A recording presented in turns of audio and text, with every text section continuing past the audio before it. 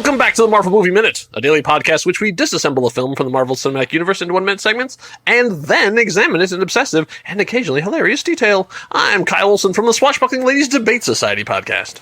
Hey, and I'm Rob Cabasco. And if you're a fan of the show and you've listened to Season 2 of the Marvel Movie Minute, you may recall we did an episode where the open of the show was about crazy taxi rides.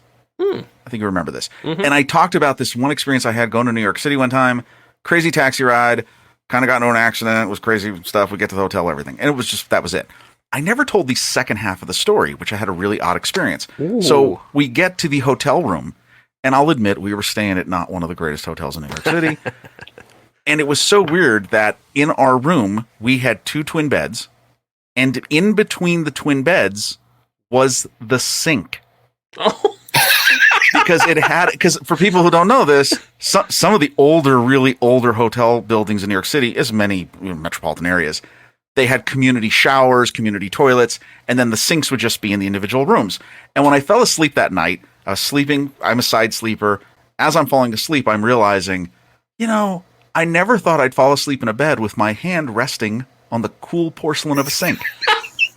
Because, why did I never expect to do that? Because the only place I would ever expect to do that would be in a jail cell. That made me think of this minute. That's right. Because I'm not locked in here with you. You're locked in here with me. Minute 43 of Iron Man 2 from 2010, directed by Mr. Jon Favreau. Joining us once again is Mr. Steve Sarmento. Hey, Rob, I was expecting something about like TV dinners or something like that, because we got the tray of food and I thought the history of mashed potatoes and TV dinners. Like, when was the first time? Was that the initial staple? Was it derived from prison meals? These are questions I was expecting to have answered. You've let me down. This is why we shouldn't have other podcasters on the show. Exactly. Right. Oh, looks like we're losing Steve. Sorry. No, he's right. The sad thing is he's right. We should have done a whole thing about Hungry Man and Salisbury steak. Yes. I've been waiting since season 2 to hear the end of that story, and now I got it. I am completely satisfied. There's so many great things to talk about. That's the beautiful, beautiful part of Iron Man 2. Right. And also, it gets people to go back and listen to season 2, Steve. I mean, it's okay. All right. Yes, I got that's fine. I know a lot more about Rob's sleeping habits than I ever really asked for. Oh, yeah. Yeah. You're going to learn a lot. Kyle knows. Anyway. Yes. So we have come to the end of the hallway. I'm sorry, the jetway scene. But the scene's still not over yet. So there's a lot of long, knowing looks as we see Pepper and Tony, Pepper, and then a plane, and then a wipe. That was the most exciting part of this whole scene. It's like, whoa, Favreau did a wipe? That was Lucas wipe. Yes. That was a Lucas wipe. It was so old school. Like, it was like, I was really jarred by that. I was like, wow, what a throwback. It was there to wake you up of like, hey, we're wiping this off and we're getting something new and exciting happening here, because you just sat through an awkward conversation and we're left there. Yes. In this minute, it's the, after Pepper drops that great line about the battery, and then it's just like them both just sort of letting that hang there in the air. With the smell of a half-cooked omelet filling the entire plane. Yeah, the pilot's like, oh, man. So, talk about from left turns here. I've got a trivia question for you two gentlemen. What do the original Nightmare on Elm Street film, Cagney and Lacey, and Lady Gaga's song Telephone all have to do with each other? There's scenes with prisons? Close. They were all filmed at the Lincoln Heights jail, just like the scene from Iron Man 2. Okay. Originally built in 1927 at the cost of $5 million. It opened in 1931. It was a 5-story building constructed to accommodate 625 prisoners.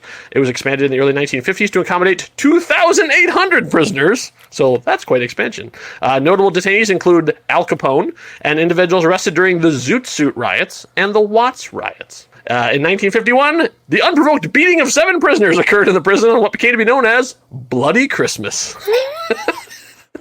The jail was decommissioned in 1965.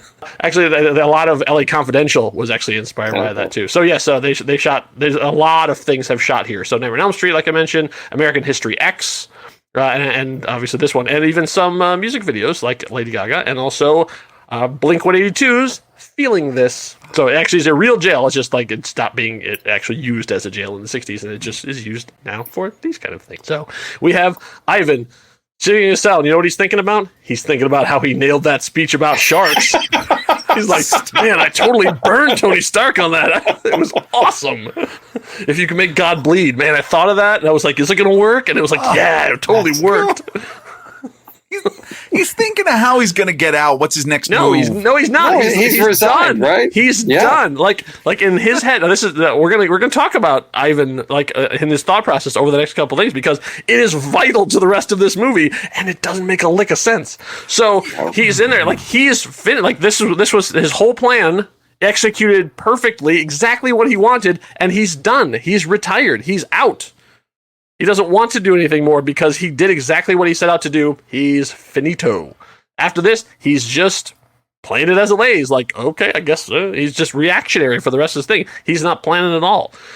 So as he's sitting there thinking about, like, should I have done it again? No. The God bleed thing was perfect. A guard delivers his meal. A guard, this is played by Mr. Kareem Salih. He has 43 credits on IMDb. He started out on the Highlander television series, as many, many young actors did. He's also been in Kingdom of Heaven and Munich. So he has been directed by some of the best. One of his most recent projects is he was on Counterpart with Mr. J.K. Simmons, so another Marvel alumni connection there. So he delivers this tray, and of course, like as we were watching before, and Steve said, of course, he goes right for the water cup. Like, right. I mean, I thought tired of drinking that toilet wine. Well, I figured, okay, you've got the tray. Is it he's concerned it's going to fall off the edge of the tray? Does he see the piece of paper underneath it? All I know is he grabs that tray and he's moving that cup right away. And I thought he's either really thirsty or it's clear there's something different about this meal, right? Or is this his first meal? I don't know. We don't have a sense of time. Is this his first meal? He's like, somebody sent me a secret note. I've got a secret admirer here. I was going to find out who my buddy is. Exactly. So he got to get Will that you piece of kill paper. Iron Man with me? Check yes or no. Exactly. But no, it's even more cryptic than that. That's right, because it's written in Russian, and it's when we see the handy subtitle pops up that tells us what it says, which is enjoy the potatoes. Right. And so this is where I wonder, okay, you said he's resigned himself to this is where I am. This is I've got no plan. I think that's right based on because somebody gives you potatoes that have a timer in them, and clearly somebody has a plan. Mm-hmm.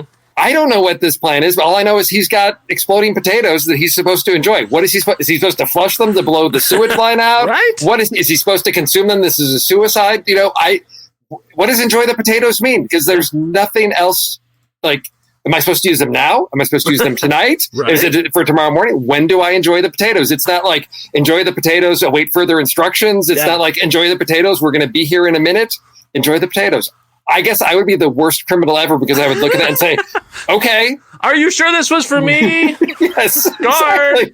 Exactly. Somebody else got the wrong potatoes.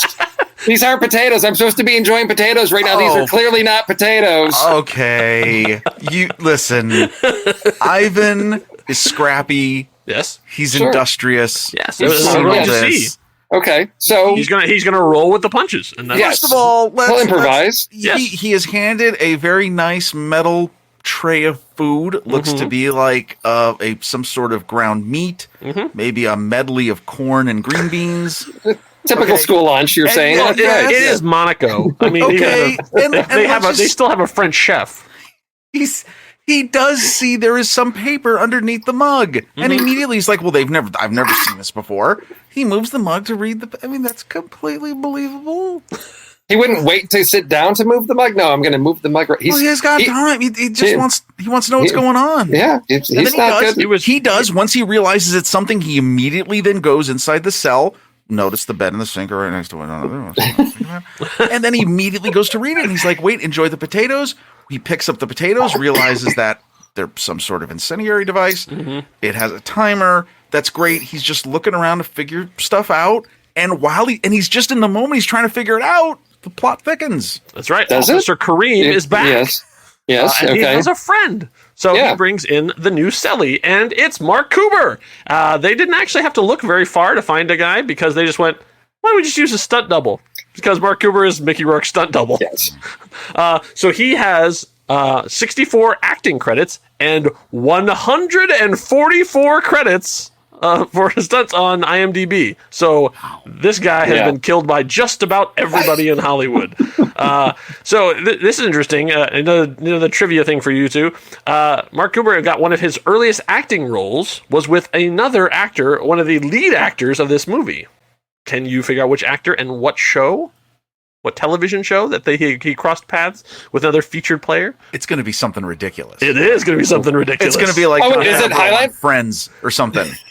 No, you're close though, because he worked with our brand new roadie on Golden Palace, the spinoff of the Golden Girls. Mr. Don Cheadle was one of the lead actors on that.